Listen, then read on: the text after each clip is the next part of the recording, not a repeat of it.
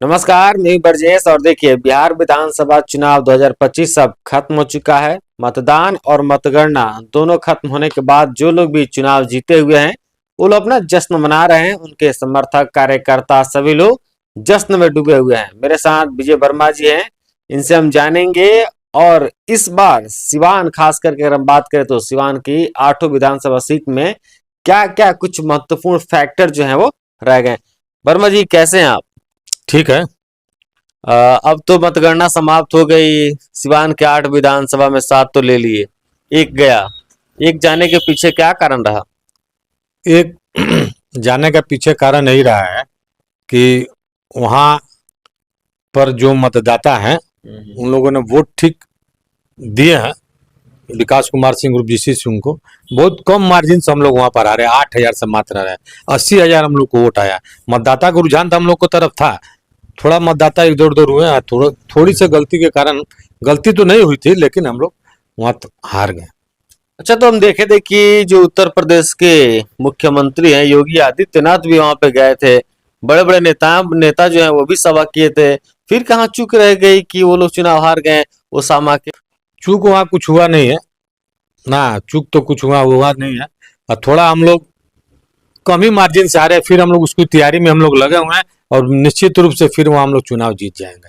यानी हम मानते हैं कि इस बार कहीं ना कहीं कमी रह गई, या फिर जनता को साधने में? ना, कमी कुछ नहीं रही है। कमी कुछ नहीं रही। चुनाव है, चुनाव में आदमी कोई जीतता है कोई हारता है। उसी में वो लोग जीत गए, हम लोग हार गए। बाकी तो साथ में हम लोग जीतबे किए हैं। बाकी तो साथ में हम लोग अच्छा, हम लोग मत का हम लोग का प्रतिशत आया। अच्छा, ये प्रचंड जीत जो हुआ है आप लोगों का, अब लगातार लोग कह रहे हैं कोई अदृश्य शक्ति है जो जीता आदि। भला कौन सा अदृश्य शक्ति आप लोग हैं? अदृश्य शक्ति उसमें माननीय मुख्यमंत्री जी का कुशल नेतृत्व और भारत के आदरणीय प्रधानमंत्री श्री नरेंद्र मोदी जी का कुशल नेतृत्व का ही वह दृश्य, जिसको हम लोग अदृश्य शक्ति कहते हैं, जो वोट में तब्दील होकर ईवीएम में जाकर कमल और तीर पर और हेलीकॉप्टर पर, कढ़ाई पर और सिलेंडर बनकर गिरने का काम किया। यही है अदृश्य शक्ति। 1995 में लालू यादव जी उस समय जीन निकाले थे, और 25 में इतना भयंकर आप लोग जीन निकाले, किसी को उम्मीद ही नहीं था। आप लोग को उम्मीद था कितनी सीटें आएंगी?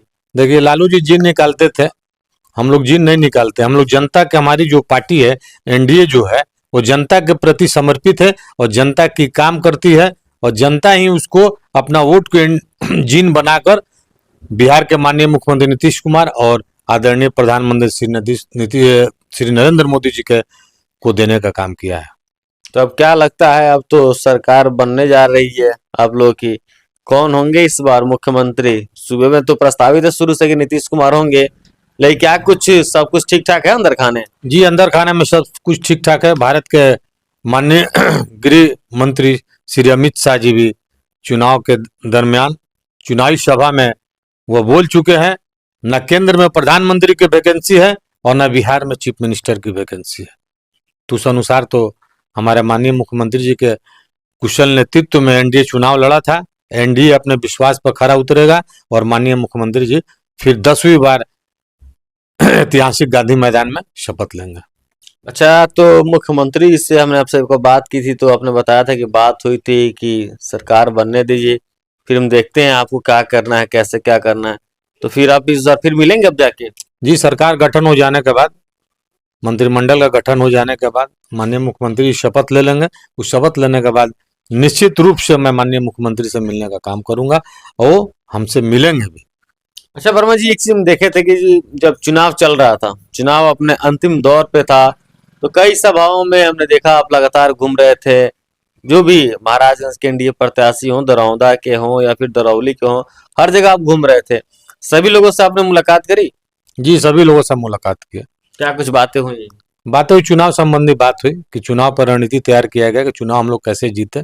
चुनाव का वक्त था तो उस पर दूसरी बात तो होगी नहीं। हम लोग चुनाव पर बात किए, चुनाव पर रणनीति तैयार की। वही रणनीति का परिणाम हो कि हम लोग 8 में से 7 सीट हम लोग जीतने का काम किया। और अच्छा, एक वर्मा जी, काफी अहम सवाल है। लगातार लोग ये कहता है कि मंगल पांडे, हम शुरू से सुन भी रहे थे, कोई सोशल मीडिया पे पूछ रहा था, कोई ऐसे बोल चलते चलते बोल दे रहा था कि मंगल पांडे कभी चुनाव लड़े नहीं है, कभी लड़के आके देख लें, पता लग जाएगा कि आटा चावल का भाव क्या होता है। और मंगल पांडे आए भी, लड़े भी और जीते भी। कौन सी रणनीति बनाए आप लोग? कहने वाले कहते थे कि आएंगे तो उनको पता चल जाएगा चुनाव क्या चीज होता है, और कहने वाले तो मुंह के खाने गिर गए। माननीय मंत्री श्री मंगल पांडे जी अच्छे खासे वोट से जीते और जनता का समर्थन मिला।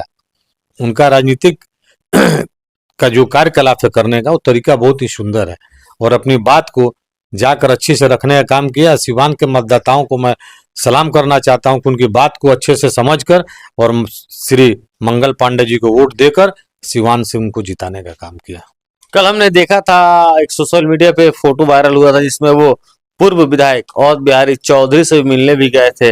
उनका एक फोटो वायरल हो रहा है। वो फोटो वायरल भी हुआ था, अखबार में भी आज छपा है, हम लोग भी देखे हैं। वो राजनीतिक शिष्टाचार के रूप में वो सीनियर है, उसी सीनियर के अनुसार माननीय मंत्री श्री मंगल पांडे जी उनसे मिलने गए थे। नहीं, आप मानते हैं कि लोकतंत्र की खूबसूरती है? जी निश्चित रूप से लोकतंत्र की खूबसूरती है। चलिए वर्मा जी एक बार अपना परिचय बता दीजिए। मैं विजय प्रसाद वर्मा, जनता दल यू बिहार प्रदेश राजनीतिक सलाहकार समिति का सदस्य।